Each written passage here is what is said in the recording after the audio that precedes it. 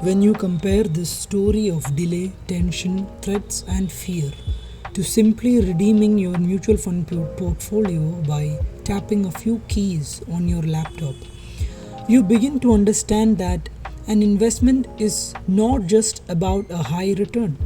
It is also about what it costs to buy, sell, and hold, and how easy it is to buy and sell that asset.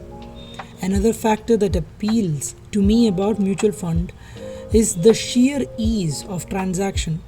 Once you have jumped through the hoop of doing the paperwork and onboarded the platform through which you will transact, once you understand that investments are not a once in a year sprint but a regular month on month outflow into a carefully chosen bunch of products, then ease of transaction becomes supremely important. The once a year approach usually works with an agent coming home and getting you to write a check. A monthly approach means that you need to set up the system. I find investing in mutual funds easy to do with a lots of options on how to set it up. You can either choose to work through somebody who takes a check every time to invest, or you can set up a system through your bank or through your demat account, or you can use some of many fine fintech applications, or you can go direct through mutual fund utility, the transaction platform developed by the mutual fund industry. Whatever your route, once you set it up with links to your Invest It account or bank account in which you hold your savings ready for investments, investing is a few keystrokes away. I like that transactions cost me very little time and money. The time investment is front loaded to set up your investing system through the platform you decided to use. Then it is just using it over the rest of your life. Build the pipelines once and then use them forever. A third reason that makes mutual fund attractive is the ease of comparison for investors. It is important that financial products can be compared across its competitors on various metrics of performance, costs, and risk. The market regulator, the Securities and Exchange Board of India (SEBI), has standardized the product feature and disclosures to such an extent that it is now easy to compare funds across their category competitors against a benchmark to see how well the product does. In comparison, when you are to a traditional insurance policy, there is just a lot of fuzzy information given to you. You are told that there is a good return, but there are bonuses, that there is death benefit, and that there is a free life cover.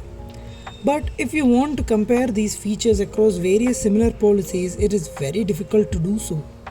The agents will mostly tell you that it cannot be done. But move to mutual funds and you realize that every small detail like risk metrics, cost, and performance history can be compared. Independent data analytic firms such as Value Research, Credit Rating Information Service of India Limited, and Morningstar allow you to look at their data and use tools online to compare on metrics including expense ratio, risk, and returns over time. They also give benchmark comparisons so that you can easily see if the scheme that you want to invest has been performing well or not, and whether the managed fund is worth the cost you are paying or not. And then there is the issue of cost. Cost to enter, maintain, and exit a product are important in a financial product, especially if it is to be held for a long period of time. Again, take real estate for example. It is both an expensive asset in terms of time and money to buy and sell. Brokerage is usually 1% of the deal, and then there is a stamp duty to be paid when you buy and and capital gains tax when you sell. While holding the property, tax and cost of renovation and maintenance are to be paid every year. There is a capital cost each time one tenant leaves ahead of the next one coming on board when you refurbish the property. There can be rent free periods in which you are looking for a tenant to begin your rental income. Every financial product will have a cost, and the reason I like mutual funds is that these costs are defined, standardized, and have ceilings that cannot be breached. It is possible to buy an index fund for a stamp duty of 0.005% and an annual expense ratio of less than 20 basis points. The neat costs structure is a plus in my book for mutual funds. ULIPs, for example, have an expense ratio that leaves out the mortality cost, so you need to look at two numbers rather than a single one, making comparison difficult.